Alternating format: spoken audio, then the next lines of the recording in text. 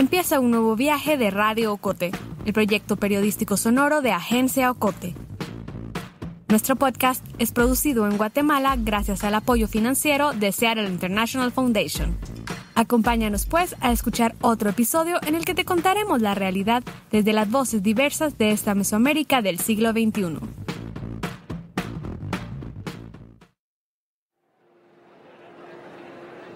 Se llama al testigo Francisco Chávez Raimundo para que declare, entre otras cosas, cómo siendo menor de edad sobrevivió a la masacre de la aldea Tuchabuc y la forma en que se desplazó a la montaña en conjunto con la población sobreviviente.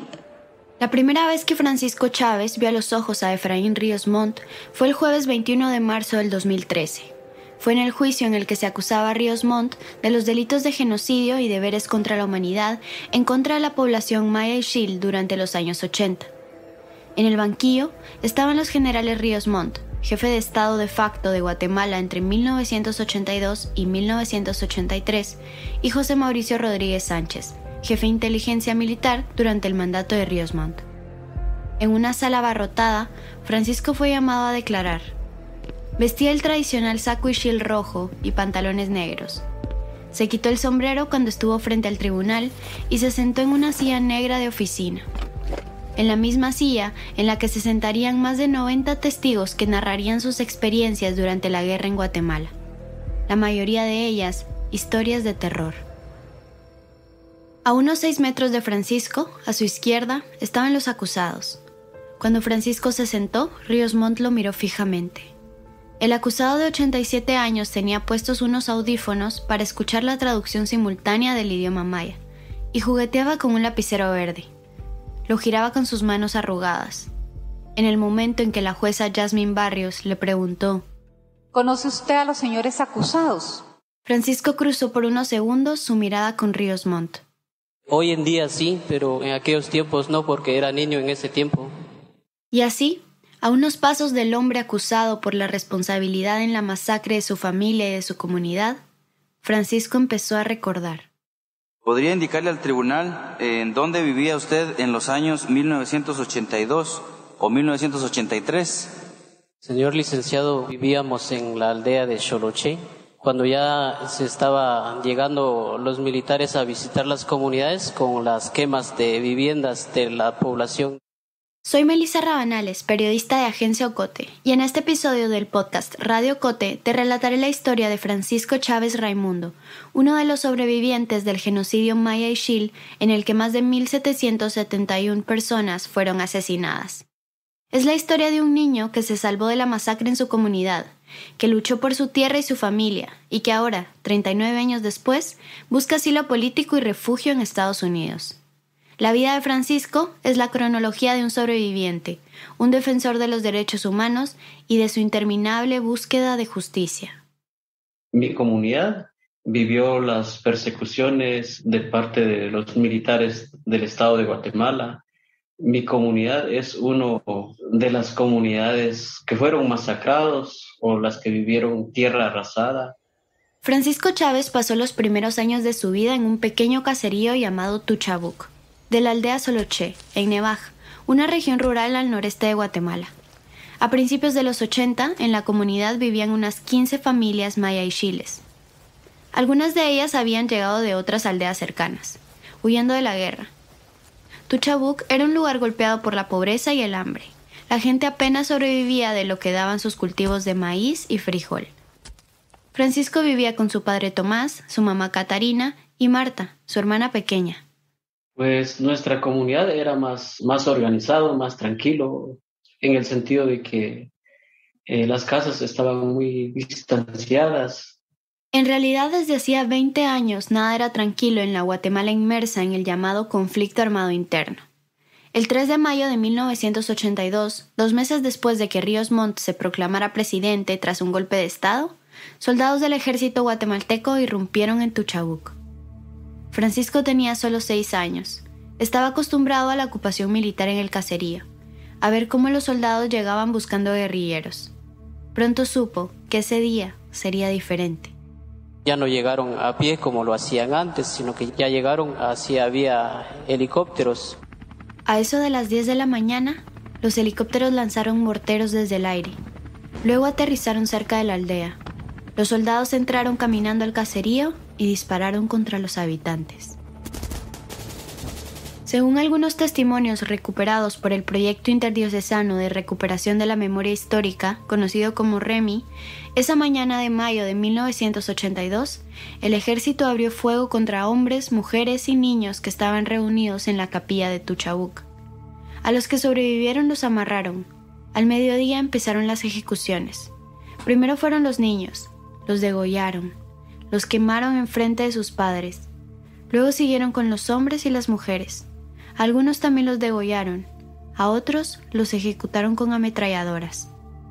Tiraron sus cuerpos en letrinas y cuevas, quemaron los animales, las cosechas de milpa, las casas, arrasaron con todo. Durante el conflicto armado interno, el ejército implementó la estrategia llamada tierra arrasada. Su objetivo, destruir la tierra y aniquilar la base social que pudiese servir a la guerrilla. Eso significaba llevarse todo a su paso. Cosechas, casas, aldeas enteras y sí, personas. Bajo esta estrategia, según el REMI, en los 36 años que duró la guerra, se cometieron 420 masacres dentro del territorio guatemalteco. La Comisión para el Esclarecimiento Histórico registró más. 626 masacres atribuidas al Ejército de Guatemala, a fuerzas de seguridad o a estructuras paramilitares como las Patrullas de Autodefensa Civil, las PAC, y 32 masacres atribuidas a los grupos guerrilleros. Más de la mitad de las matanzas ocurrieron solo en Quiché, el departamento donde vivía Francisco. Pero Francisco y su familia se salvaron. Cuando su papá vio los helicópteros, tomó a Catarina y a los 2 niños y huyeron a las montañas antes de que los soldados pudieran alcanzarlos. Francisco era muy pequeño, pero hoy aún recuerda algunas escenas. Se acuerda de cómo, en la huida, su primo cayó al suelo, alcanzado por una bala.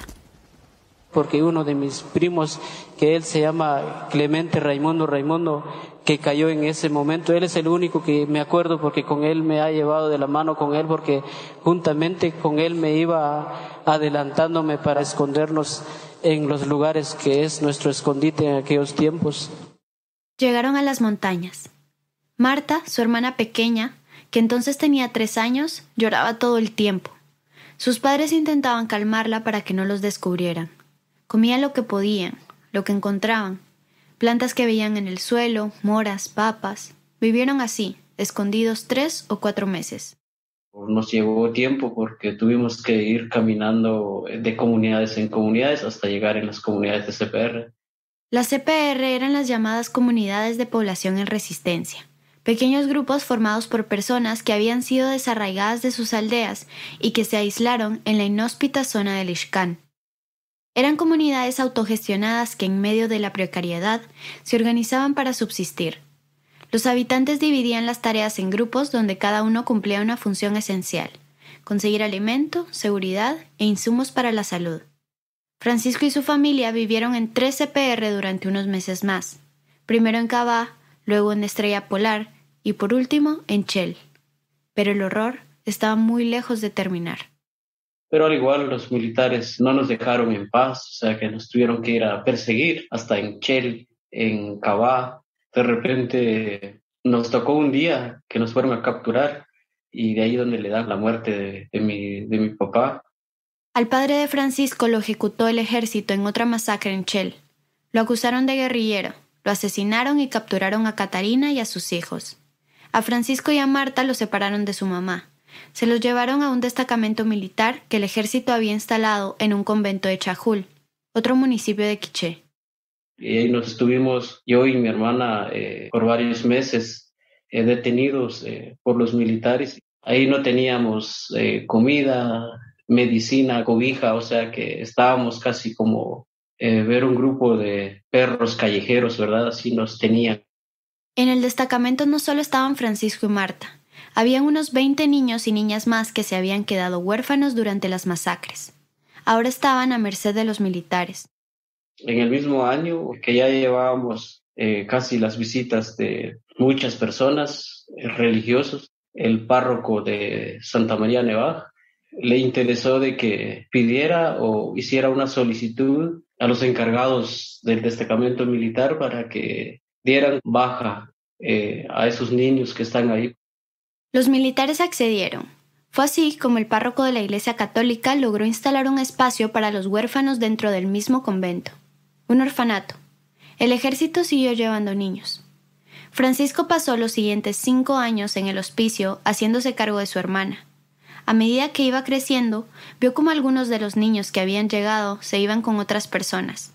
Después sabría que muchos de ellos habían sido dados en adopción a familias de militares o extranjeros que llegaban a Guatemala.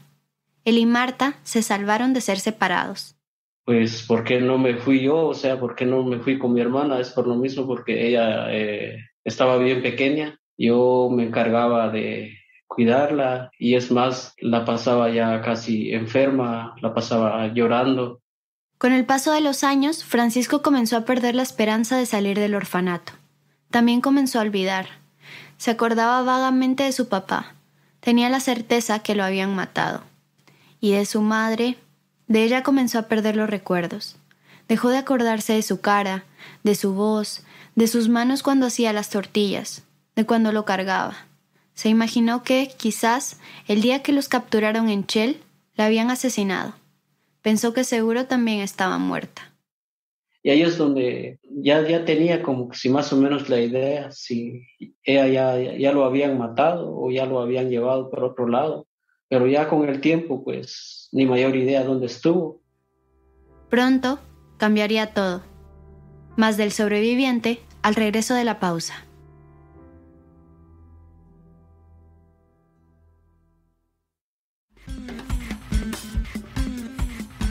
Estás escuchando Radio Ocote, una producción de Agencia Ocote.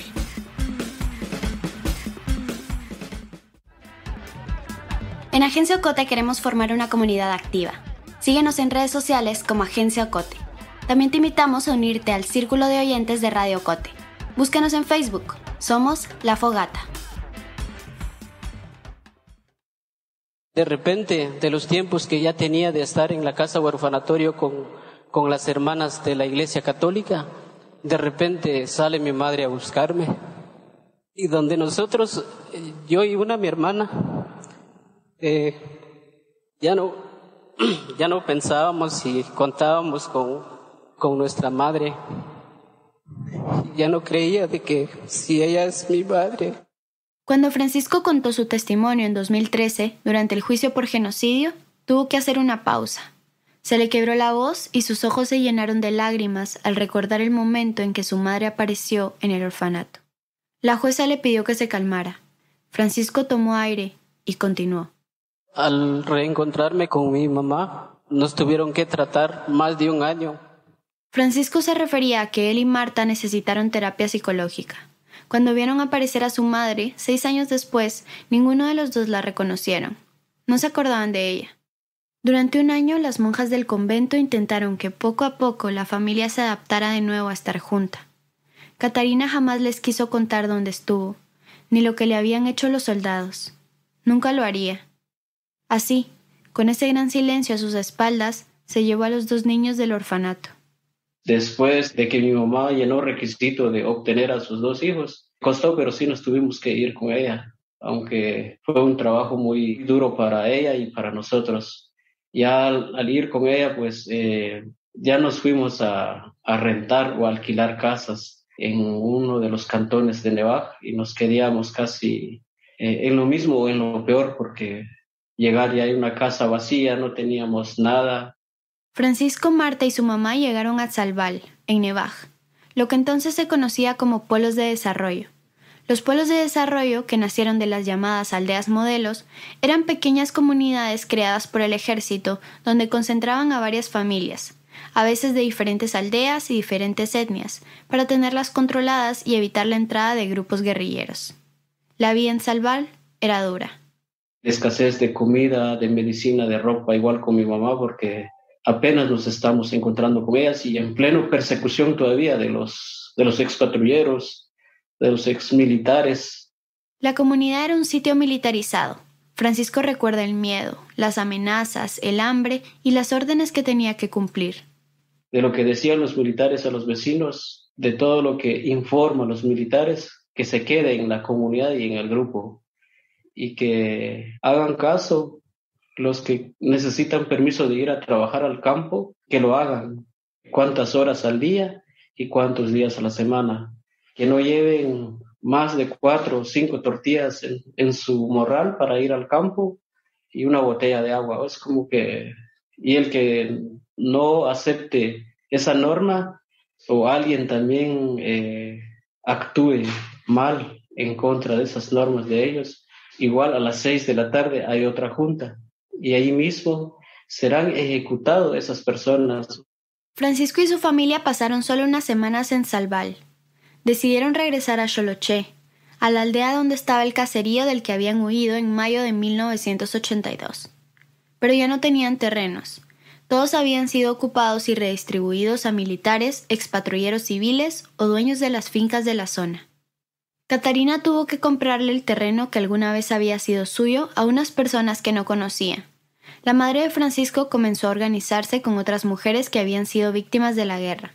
Empezaron a buscar justicia por sus familiares muertos y desaparecidos. Mi mamá formó parte a la organización de viudas. Ella fue una de las señoras coordinadoras regionales de Conavigua y donde también estuvo pensando de que no vale la pena tenerle miedo a los militares. Su mamá lo inspiró. Ella se incorporó a Conavigua, a la Coordinadora Nacional de Viudas de Guatemala, una organización fundada unos años antes que tenía el objetivo de resolver necesidades inmediatas de las mujeres sobrevivientes de la guerra y de sus familias: la alimentación, las medicinas, la vivienda. A sus 14 años, Francisco también comenzó a sentir la inquietud por hacer algo. Y de ahí agarré valor de que mi mamá estaba luchando de esa forma y yo qué dije, mejor empecé a reencontrarme con mis compañeros con quien estuve viviendo en el orfanato de muchos años. Ya éramos casi de 12, 13, 14 años y ya nos conformamos una organización de huérfanos por el conflicto armado interno. Entonces, estamos hablando de 1987, ser parte de alguna organización podía implicar la muerte. Todavía faltaban 9 años para que se declarara el fin de la guerra en Guatemala y el contexto seguía siendo peligroso para quienes se agruparan. Podían fácilmente ser tachados de subversivos. Francisco no sabe si alguna vez se le quitó el miedo, pero estaba seguro de que valía la pena arriesgarse.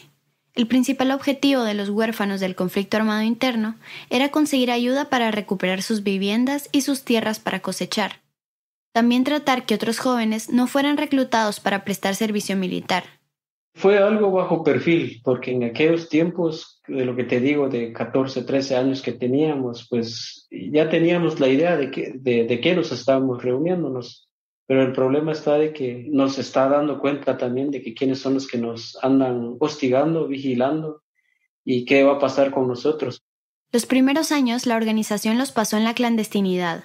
Pero en 1994, cuando Francisco cumplió 18, 2 años antes de la firma de los acuerdos de paz, se fundó legalmente la Asociación de Víctimas del Conflicto Armado Interno.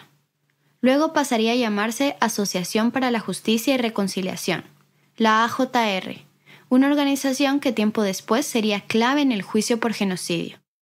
Nuestra idea era de que nosotros consiguiéramos proyectos productivos, mejoramientos en cuanto a nuestras viviendas, porque como nuestra comunidad estuvo viviendo lo que es la tierra arrasada y las masacres, pues nos quedamos sin nada, a lo cual de todo lo que estuvimos tratando de conseguir, no fuimos atendidos porque nos fuimos a toparnos con los mismos que habían sido parte de las persecuciones en contra de los pueblos mayas, a los que cometieron esas masacres. Con los acuerdos de paz en 1996, Francisco logró que el Fondo Nacional para la Paz, conocido como FONAPAZ, les diera algunos materiales para la reconstrucción de las viviendas en Xoloché. Apenas consiguieron unas 10 láminas, nada más. Pero ese no era el único objetivo. También buscaban recuperar la memoria y encontrar justicia. vamos a entrarle a trabajar a lo que es la exhumación de los restos de nuestras familias, darle una sepultura digna a nuestras familias que han quedado muertos en las montañas o están enterrados en los cementerios clandestinos. El Centro de Análisis Forenses y Ciencias Aplicadas, CAFCA, ayudó en la exhumación de muchos de los cuerpos de la masacre de Tuchabuc. Francisco pudo enterrar a su padre en 1997. Lo sacó de Chel, donde estaba en una fosa clandestina, y lo llevó al cementerio de Xoloché, a su tierra natal. Y cuando se logra eso, pues igual, y dijimos, ¿qué nos queda? Ya dimos sepultura digna a nuestras familias en un cementerio legal, pero ¿dónde van a quedar los responsables? En 2001, AJR, la organización a la que Francisco se unió con 18 años, se adhirió a un grupo de organizaciones que presentaron las primeras denuncias en contra de Efraín Ríos Montt. Pasarían 12 años hasta que se llevara a cabo el juicio. 12 años para que Francisco viera a los ojos a Efraín Ríos Montt. Tuve que verme cara a cara con él, aunque no lo querían, aunque él tampoco, aunque sus abogados que no, pero no me quedaba de otro ni a él. Cuando yo estaba testificando, creo que tal vez estaban burlando de mí, o sea, como que sí estaba mintiendo, pero ya en la realidad, cuando se concluya el debate o la atención de todos los testigos, pues ya a la hora de recibir la sentencia, pues yo dije que vale la pena seguir luchando. El 10 de mayo de 2013, el tribunal presidido por la jueza Yasmín Barrios declaró culpable a José Efraín Ríos Montt de genocidio y delitos contra deberes de la humanidad. El tribunal, al resolver por unanimidad, declara: primero, que el acusado José Efraín Ríos Montt es responsable como autor del delito de genocidio cometido en contra de la vida e integridad de los pobladores civiles de las aldeas y caseríos ubicados en Santa María Nevaj, San Juan Cotzal y San Gaspar Chajul. Por tal delito se le impone la pena de 50 años de prisión inconmutables. Que el acusado José Efraín Ríos Montt es responsable como autor de los delitos contra los deberes de humanidad.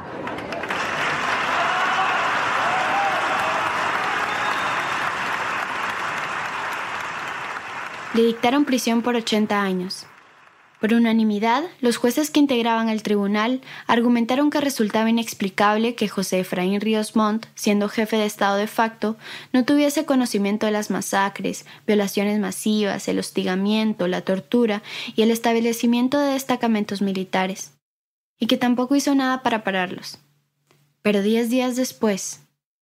En Guatemala sorprendió la anulación de la sentencia contra el exdictador José Efraín Ríos Montt. La Corte Constitucional ordenó repetir el juicio contra Ríos Montt, condenado a 80 años de cárcel por genocidio y crímenes de guerra.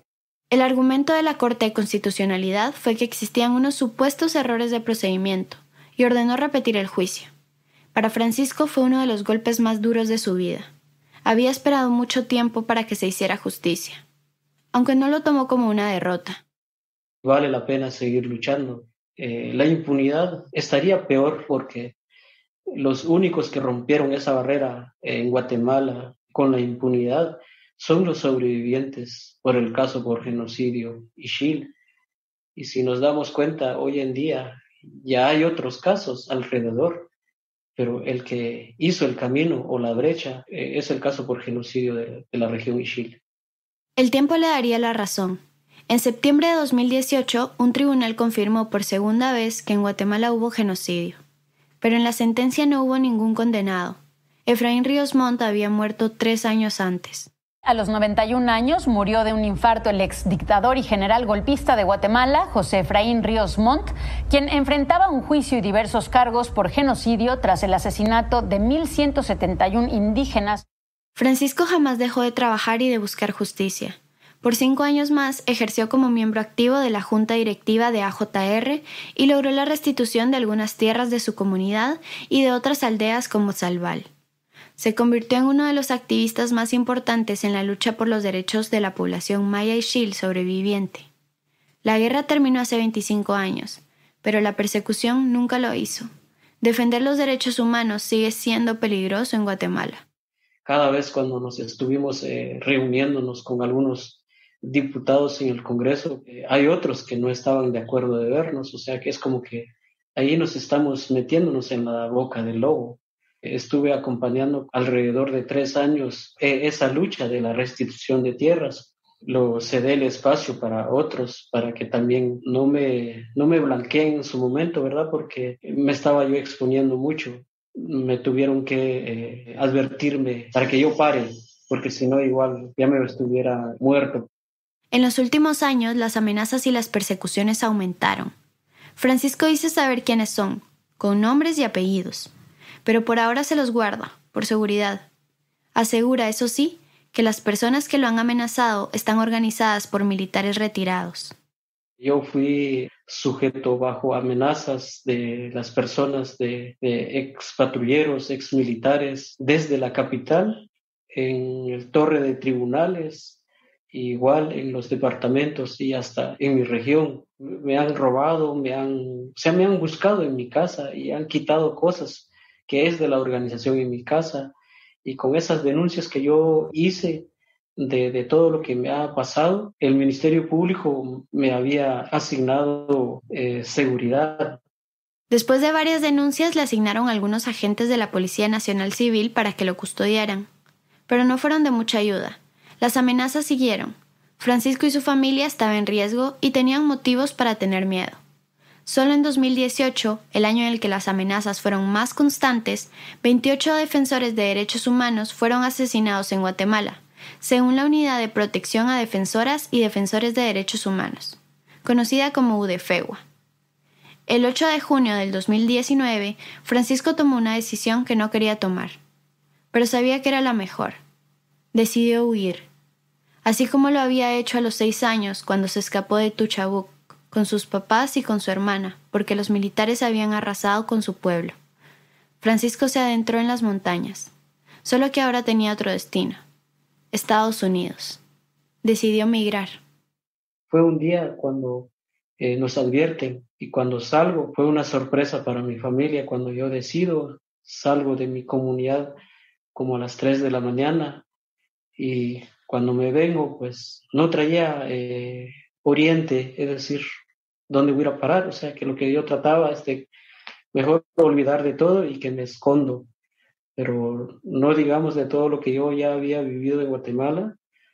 Y cuando llego y cruzo a lo que es el territorio mexicano, pues igual estuve viviendo las malas prácticas de las mismas autoridades mexicanas, no digamos hasta que yo llegué hasta acá. Hasta acá, dice Francisco, porque ahora habla desde Nuevo México, Estados Unidos. Llegó el 15 de enero de 2021 junto a Gaspar Cobo, otro activista.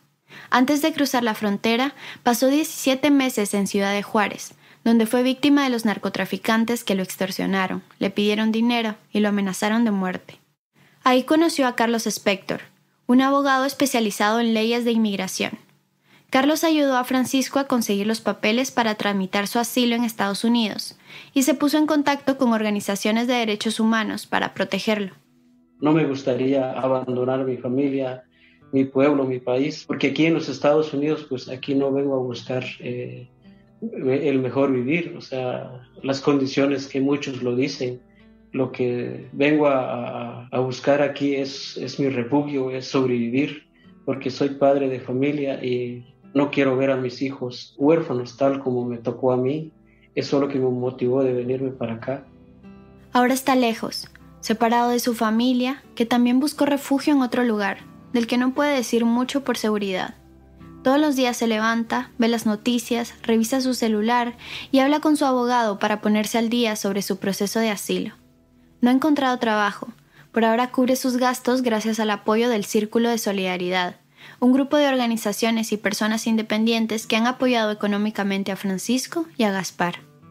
Su abogado Carlos es optimista con su caso, y aunque no puede revelar muchos detalles, espera que en los próximos meses las autoridades estadounidenses les den un resultado favorable para que Francisco pueda permanecer de forma legal y segura en el territorio norteamericano. Desde Estados Unidos, Francisco también intenta seguirle la pista a sus compañeros. otros líderes que continúan en Guatemala luchando por la recuperación de tierras y que acompañan denuncias contra crímenes que ocurrieron durante la guerra. Para ellos es una venganza lo que estamos haciendo y para nosotros no es una venganza. Es una búsqueda de justicia transicional para que esto nunca se repita más.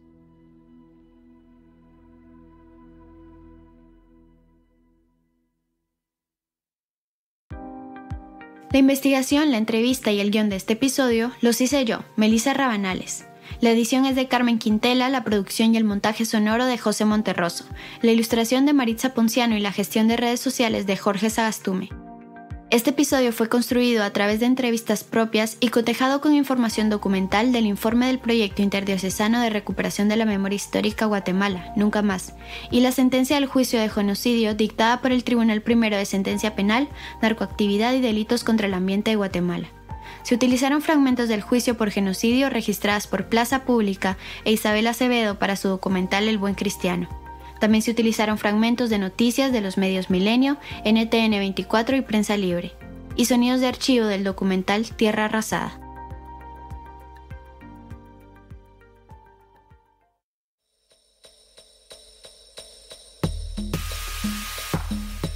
La historia de hoy finaliza aquí, pero aún nos quedan muchas voces por escuchar. Suscríbete al correo de Ocote y síguenos en nuestras redes sociales. Experimenta nuestra página web en www.agenciaocote.com para otras historias en otros formatos. Radio Ocote es producido en Guatemala por el equipo de Agencia Ocote, con el apoyo financiero de Seattle International Foundation. Agencia Ocote trabaja con el apoyo de los fondos operativos de Servicios Ocote, Foundation for a Just Society, el Fondo Centroamericano de Mujeres FCAM, Oak Foundation y Planned Parenthood. Voz institucional, Lucía Reynoso Flores. Coordinación técnica creativa, Julio Serrano Echeverría. Dirección, Alejandra Gutiérrez Valdizán. Música original, Juan Carlos Barrios.